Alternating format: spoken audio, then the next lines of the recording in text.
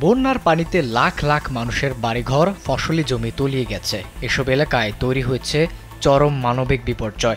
বন্যা কবলিত এসব মানুষের পাশে দাঁড়িয়েছে শায়খ আহমদুল্লাহর আস-সুন্নাহ ফাউন্ডেশন। ত্রাণের পাহাড় নিয়ে বন্যার্তদের দ্বারে দ্বারে ছুটে যাচ্ছেন তারা। এমন পরিস্থিতিতে নিজেদের ত্রাণের পরিমাণ আরও 200 টন বাড়িয়েছে আস-সুন্নাহ ফাউন্ডেশন। শুক্রবার আস-সুন্নাহ ফাউন্ডেশনের ফেসবুক পেজে জানানো হয়েছে, আস-সুন্নাহ ফাউন্ডেশনের পক্ষ থেকে চলমান আছে বন্যার্তদের জন্য ত্রাণ প্রস্তুতির বিশাল কর্মযজ্ঞ। আলহামদুলিল্লাহ, আমাদের প্রাথমিক লক্ষ্যমাত্রা ছিল 500 টন, যা এখন 700 টনে পৌঁছাচ্ছে। প্রয়োজন সাপেক্ষে আরও বর্ধিত হবে ইনশাআল্লাহ। মানবতার সেবায় প্রতিষ্ঠানটি জানিয়েছে, প্রথম ধাপে তাদের পক্ষ থেকে 20,000 পরিবারকে খাবার ও প্রয়োজনীয় দ্রব্য সামগ্রী দেয়া হচ্ছে। স্যান্ডেলিনা সো, রূপচর্চায় আভিজাত্য।